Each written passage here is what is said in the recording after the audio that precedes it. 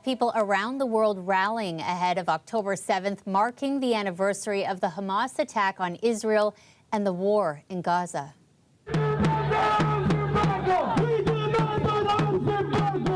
You're looking at the crowd in downtown Toronto. Pro-Palestinian protesters gathering at Young Dundas Square. Monday marks 1 year since the Hamas attack on Israel that left 1,200 people dead. Almost 42,000 have been killed in Gaza, according to the territory's health authorities, and nearly 2,000 in Lebanon. Sam Sampson takes a look at the rallies across the country. This group in Edmonton says it's seen people from all backgrounds join their weekly marches and rallies since October 7th of last year, and that's reflected in today's gathering. We have a Jewish contingent that comes to our rallies. We have a LGBTQS plus contingent that comes to our rallies. People from all ethnicities, all backgrounds, everybody comes together here at these rallies and demands change. People from all walks of life come here at our rallies and demand an end to this genocide, because it is not an issue of Arab versus Israeli. It's not an issue of Muslim versus Jew. This is an issue of humanity. It's an issue of saying we don't want to see children with their heads blown off on our screens. We're watching a live stream genocide and have been watching it for 364 days. And we can't understand why nobody is stepping up to stop it. And specifically here in Canada, why our government is completely complicit in their role in it. Similar rallies unfolded across Canada Saturday as conflict in the Middle East continues to escalate. It's been almost 1 year since Hamas's October 7th attack on Israel, killing about 1,200 people and abducting about 250 others into Gaza. In the months that followed, Israel's incursions and airstrikes have killed more than 41,000 people in Gaza, according to the territory's health officials, and more than 2,000 in Lebanon, according to the country's health ministry. Israel's attacks on Lebanon-based and Iran-backed Hezbollah has roused Iran to respond with its own strikes, a series of events many worry could cause all-out war in the Middle East. Throughout the past year, rallies in solidarity with Palestinians and those in Lebanon have kept the conflict in Canadians' minds. Saturday's events, protesters hope, are no different. Since October 7th is coming up and we are going to be mourning the lives, and we're going to be commemorating the lives of the people who were killed by the Israelis, October 7th till now, I see that we have a much larger crowd, and it is hopeful because it is refreshing on people's minds. I feel, first of all, our government failed us. Let me begin by that. We should take a stronger position and calling on ceasefire way back, almost a year ago. Look, killing innocent doesn't matter on which side. That's not acceptable. I have family in the West Bank. I don't have direct family in Gaza, but to the Palestinian community, everybody is a family. What's happening is impacting all of us as a cultural unit and as a society in the diaspora. Police services across Canada in cities like Vancouver, Montreal, and here in Edmonton say they're boosting officer presence ahead of October 7th, not only at rallies like this one, but also around mosques, synagogues, and faith-based schools. Police say that hate crimes are a real concern right now. Now, different Jewish communities are also recognizing this grim anniversary. For example, the Edmonton Jewish Federation is holding a commemoration event on October 7th. Staff there tell me that they're checking IDs at the door to try to stave off any anti-Semitic disruptions. Sam Sampson, CBC News, Edmonton. Turning to the latest in Lebanon, where Canadians and other foreign nationals are trying to flee the country as fighting rages between Israel and Hezbollah. About 1,000 people have now left the country on flights booked by the Canadian government on commercial aircraft. Ithel Musa has our story. Israel expanded its bombardment in Lebanon on Saturday with a series of airstrikes targeting Beirut's southern suburbs and a Palestinian refugee camp near the northern city of Tripoli. Among the dead, a Hamas leader and his family, according to the militant group. Israel's military says it killed 2 senior Hamas officials in Lebanon. At least 1,400 Lebanese, including civilians, paramedics, and Hezbollah fighters, have been killed since Israel escalated its strikes in late September. More than 1 million people have also fled their homes. The trauma that many people have experienced, particularly in the last 2 weeks, is immense. The depth of displacement is really really big here in Lebanon at the moment. We're talking about 1.2 million people, which is about a fifth of the population of Lebanon, reportedly displaced, according to the government. Israel has killed several Hamas officials in Lebanon since the Israel-Hamas war began in October last year, as well as top leaders of the Tehran-backed militia group Hezbollah. They are carrying out airstrikes in Beirut, targeting some of the military arsenal that Hezbollah keeps hidden in southern Beirut itself. But what is happening is that it's also then having a knock-on effect on the civilians of Lebanon. It is creating a humanitarian crisis, not as yet akin to what has happened in Gaza, but this is a process that is escalating. Palestinian medical officials say Israeli strikes in northern and central Gaza early Saturday killed at least 9 people, including 2 children. Health officials in Gaza say the war has left more than 40,000 people dead. Iran's foreign minister says his government is pursuing a ceasefire deal in Lebanon and Gaza, but he warns if Israel attacks his country, Iran will retaliate. Idil Musa, CBC News, Washington. The family of a missing 16-year-old Toronto boy joining together with friends and neighbors in a search today. Chinyer Matthew Cranston was last seen in the Weston and Lawrence area more than a month ago. His mom says she's concerned for his safety after getting what she calls an out-of-character text message shortly before he disappeared. It's very much unlike him to stay out without communicating. And now it's 40 days, so from day one it didn't add up. Toronto police say the investigation is ongoing. Chinyer is described as 5'9" and approximately 200 pounds. Anyone with information is asked to contact them.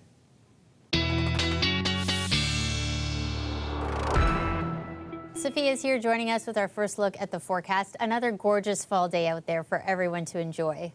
Enjoy it while you can. Look at this, high teens and the sun is out, but the winds of change are on the way, Shannon, and you enjoy one last taste of the 20s for the next foreseeable future anyways. Come Sunday afternoon, look at that, feeling like 30 in Windsor, a little bit of mugginess in the air, feeling like 28 in Hamilton and like 27 in Toronto. In fact, it will be that mugginess that will contribute to what is likely to be the last severe storm warning of the season before the fall-like weather sets in. Yeah, it'll be a while before you see another big orange blast of severe likely storms. Now, not everybody is going to see a storm, but it's this cold front coming in from the prairies that will slice into that muggy air and that instability, rain, and a chance of some linear storms lining out with some gusty winds ahead of this potent cold front.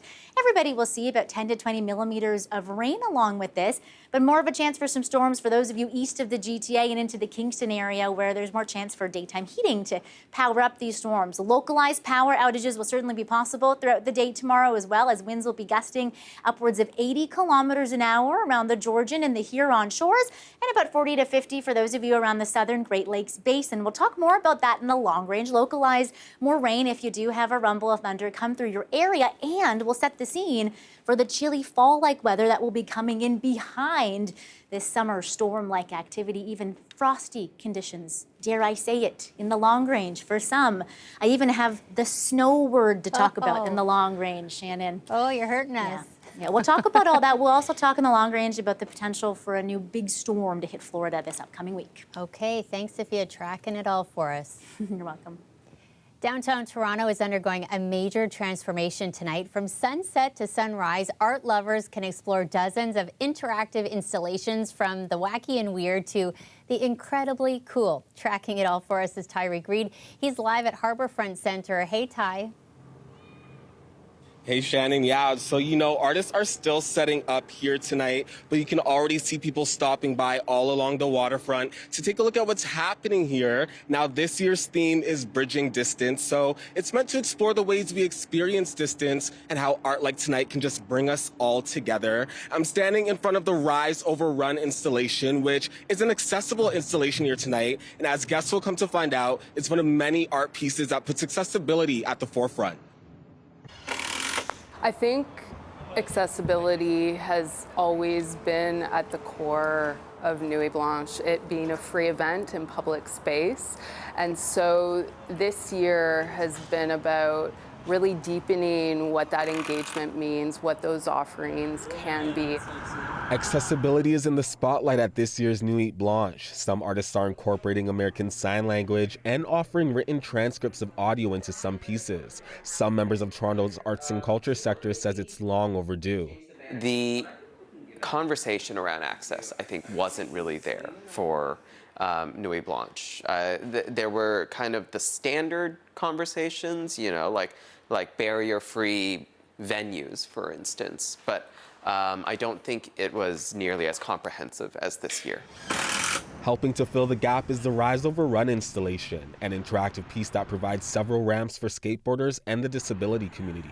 Slowly we start talking and really finding some connections between skateboarding, disability community, both communities, and how they just deal with their built environment and try to get things done for their own needs, kind of hack the environment. Although this year's changes have received a lot of praise, members of the arts community says there is still work to do. There's so many more meaningful ways, you know, working directly with artists or working in consultation with community that can really bring access into a cultural conversation in ways that don't feel like, oh, I've checked this off in the toolbox, like this is what I need to do, because that's really a minimum.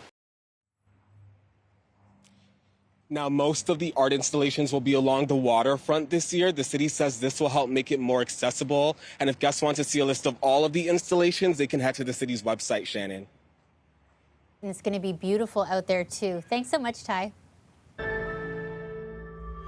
We have some disturbing new details to share with you of the final moments of a man in his 70s who was allegedly randomly targeted and killed, one of 3 people in our province, police say, who died at the hands of an alleged serial killer. Naima Weingarten joins us with the latest.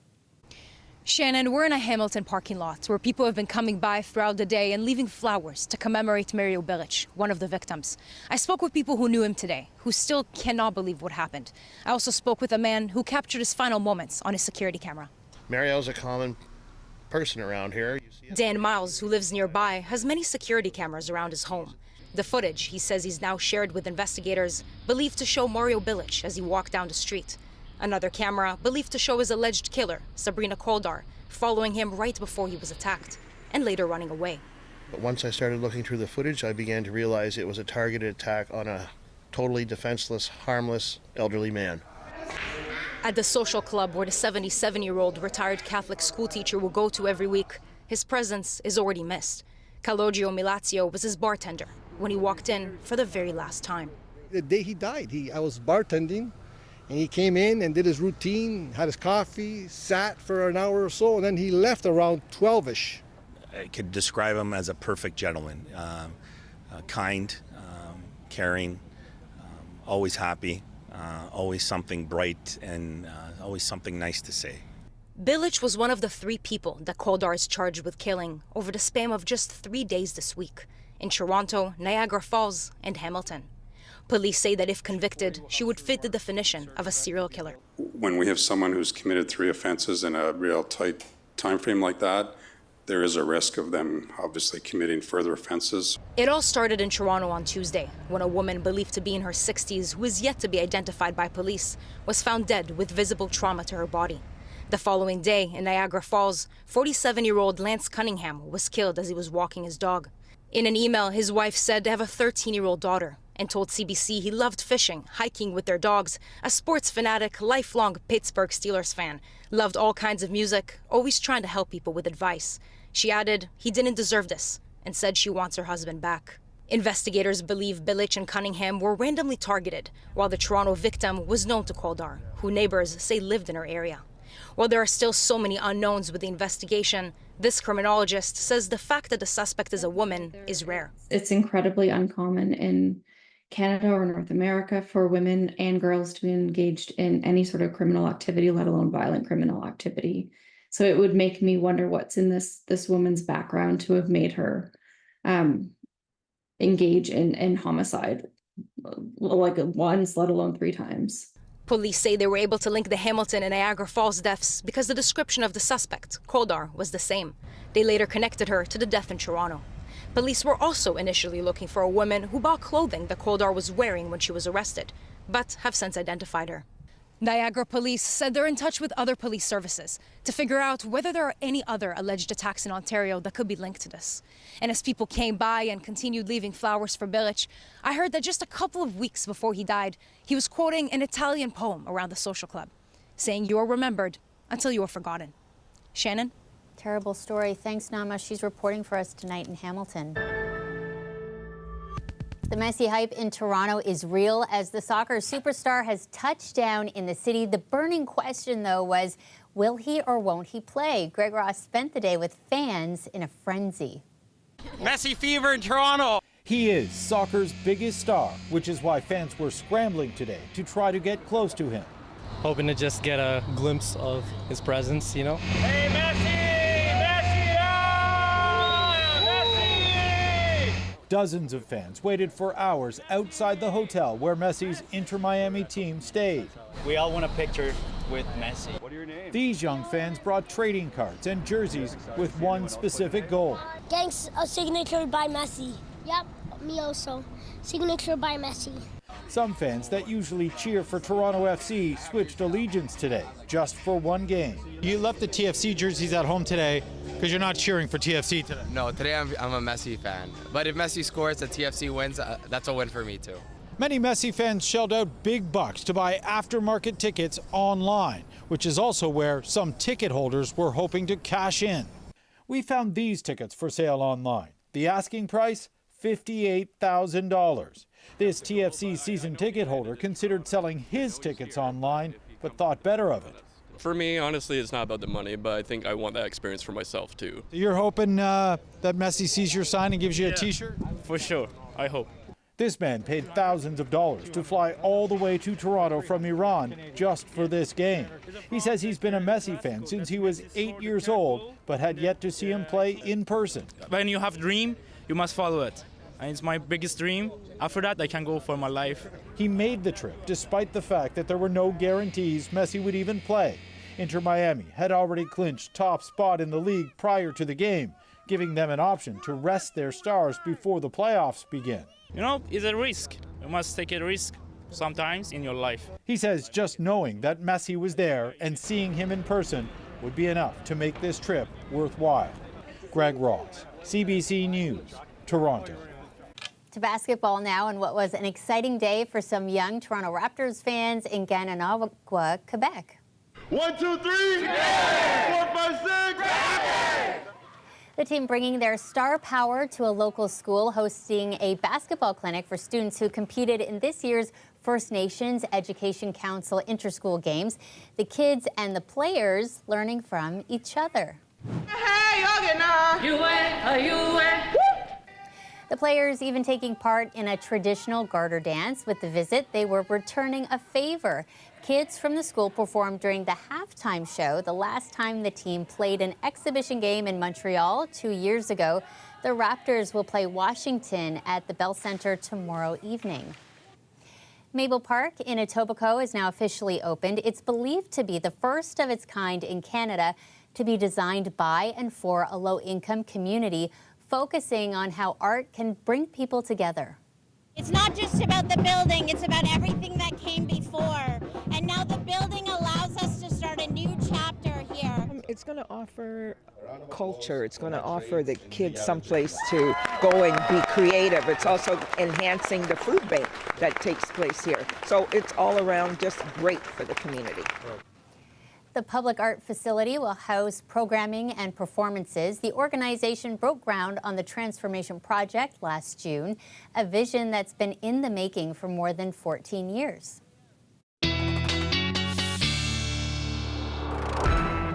Sophia is back now, dropping the F word on us. I can't believe it.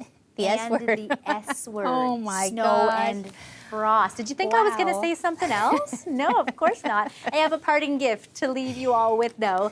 These glorious temperatures that we have today, and Even the chance to see some auroras overnight tonight. Yeah, tonight's the better night of the weekend. It's a middle of the line geomagnetic storm, pretty far-reaching area as well, right across the country. And we've got nice clear skies if you get away from some of the light pollution around some of the bigger cities around the GTA. Sunday afternoon, my next parting gift for you before the S and the F word. Sunday afternoon, feeling like the high 20s, even feeling like the 30s for some of you. It's that instability that will power the cold front I'm about to show you. Do you remember the blue on maps that I show you like this, folks? It's snow. Here it is throughout this upcoming week. Those of you in parts of Northern Ontario will not only be tapped in to the chilly conditions, you will be some of the first to experience the white stuff this coming year. This cold front brings in our first taste of the chilly conditions. It also introduces us to probably the last summer storms that we're going to have ahead of it. Sunday afternoon and evening, more of a chance, as we mentioned, east end of the GTA. Some pretty potent winds will be the story with this, though. 80 kilometers an hour around the Georgian and the Huron shores. The power outages localized are likely, and it's those gusty winds that will bring in this change of wind direction and this lobe of Arctic air that will pay us a visit for the majority of this next work week. Ready for some of these overnight lows and daytime highs midweek. Frosty conditions for those of you into the north Tuesday overnight, feeling like 3 and even like 1 for those of you in parts of northern and eastern Ontario. By Wednesday, our daytime highs are anywhere from 5 to even 7 degrees below the seasonal normal. You will certainly need the sweater all day on Wednesday, but look at this. It's fairly a calm, stable week, chilly overnight lows. That ridge builds back in and we have a taste of the 20s, maybe a short taste of them for some, into next weekend. So we'll talk more about the long range as we go. But before I leave you, I want to let you know I have my eyes closely watching the development in the Gulf of Mexico. Tropical storm Milton set to make landfall as a major hurricane on the west coast of Florida Wednesday afternoon. Of course, a lot can change, but we're watching this one closely. There's still a lot of warm water in that Gulf of Mexico to rapidly intensify these big storms. And it's only a week after the cleanup still continues from Hurricane Helene. That's right, exactly. Not the news people want to hear, but we'll check in with you again tomorrow night to hear the latest on that. Thanks, Sophia. That's our show. Thanks for watching. We're heading back to Harbourfront Centre now, where Nuit Blanche kicks off at 7 o'clock.